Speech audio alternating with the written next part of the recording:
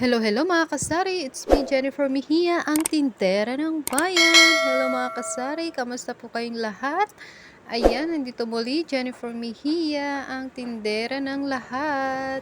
So yan mga kasari, ito po yung hindi ko ine-expect sa pagtatayo po ng isang sari-sari store dito po sa aming lugar sa probinsya, no? Di ko po ine-expect na tatangkilikin po ng aking mga suking customer ito pong aming sari-sari store, no? Tsaka kahit malalayo po yung mga lugar nila, talagang dito po sila bumibili sa aking sari-sari store. Kaya laking pasasalamat ko rin sa aking mga suking customer na tinatangkilik po nila ang aming sari-sari store at kay God po na ginagabayan kami sa araw-araw. At di ko rin po ine-expect na ganito ako magiging kabisi dito po sa probinsya. Before po kasi sa Maynila po kami tumira, and then ang ine-expect ko po na kapag sa probinsya kami tumira at nagtayo po na isang sari-sari store, hindi po magiging mabenta at maboboring lang. Pero kabaliktaran po ang lahat ng nangyari kasi ngayon po sobrang busy po at marami po talaga akong ginagawa dito po sa aming sari-sari store. Maraming gawain talaga mga kasari, at ito nga po yung aming mga suking customer talagang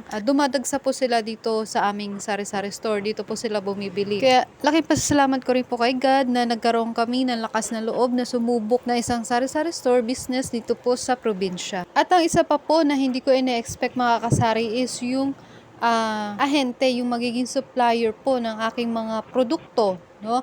Kasi probinsya, iniisip ko po before na saan kaya ako makakakuha ng mga produkto bukod sa mga wholesalan, bukod sa wholesalan sa palengke. Yun lang po kasi yung alam ko na mabibilhan ng mga items na pinakamalapit po dito sa lugar namin. So, katagalan po, padami na po ng padami yung mga ahente na nagpapa-order po dito sa akin. Kaya ngayon po, yung supplier ko po is parami na po talaga ng parami. Hindi ko na po mabilang. Minsan, araw-araw talaga mga kasari, mayroong mga dumarating na mga ahente. Hindi ko po inaasahan. Marami rin talagang ahente na umiikot po dito sa area namin. At ang isa pa po na hindi ko inaasahan mga kasari is yung permit.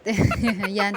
Kasi ang buong akala ko po sa barangay permit lang is okay na, pero hindi po. Dito po sa area namin ang kailangan ay business permit sa munisipyo. So ayan, katulad po ng mga nasabi ko sa iba kong mga video, iba't ibang lugar, iba-iba po yung patakaran. So kung ano po yung patakaran sa lugar natin, sumunod na lang po tayo, no?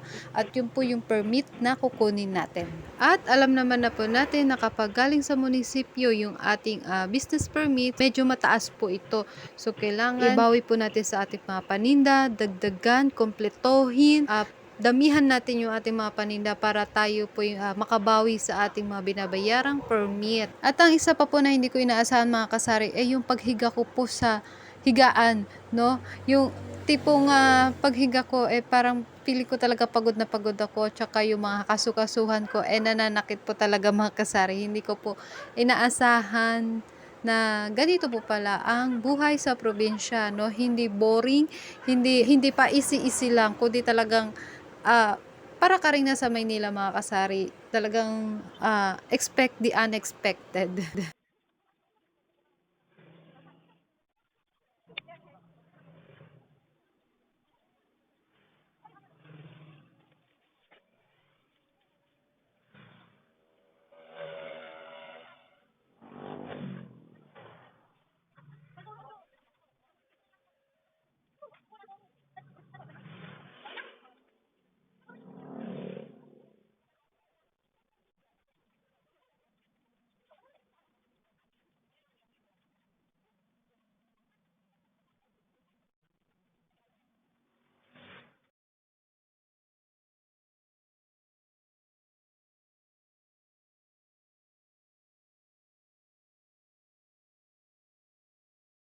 So yung mga kasari, hindi ko po talaga ina-expect na ganito yung resulta ng aking sari-sari store, na sobrang laking tulong po ng aming sari-sari store para sa mga pangangailangan namin, no? Tsaka sa mga ilang bills. Yan, talagang dito namin kinukuha sa aming sari-sari store.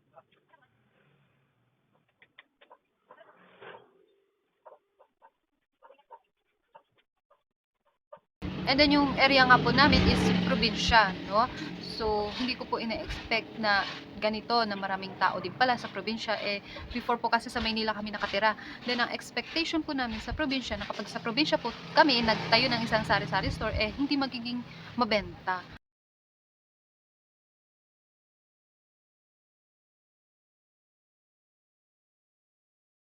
Although yung partner ko is meron naman pong trabaho dahil yung toddler nga po namin is naggagatas pa, so kailangan talagang Buti na lang po mayroong talaga suporta. nag-try kami.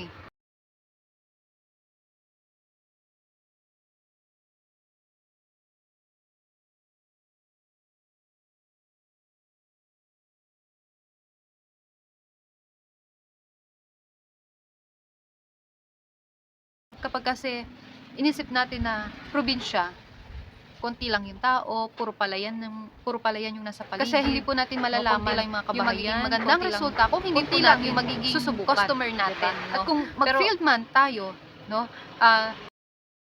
Kasi gusto rin And then, po namin na tumira i-apply po at natin sa magiging mag-try ng panibago po business nating dito po negosyo, sa yung mga naging probinsya. experience Kaya natin na kung sinubukan po namin nagkamali yung man sari-sari tayo store or or nag-fail, so buti na lang tayo po dun talaga sa una at natin sinubukan naging negosyo. namin kasi So, kung dun sa hindi, pangalawang negosyo, mamimiss po isusubok po namin tayo yung ulit at gawin ganitong po nating opportunity, aral, yung mga natutunan natin magandang mula dun sa nauna kalalabasan nating negosyo aming na sari-sari nag-fail, no? store. So, Ganun po, araw-araw, huwag po tayong matakot na nagkakaroon po sumubok. tayo ng lesson. No, nagkakaroon po tayo ng aral at gagamitin po natin to sa mga pang-araw-araw na gawain natin, no? And then yung in the future, learn the lesson from it. Na-share ko lang naman sa inyo na huwag po tayong matakot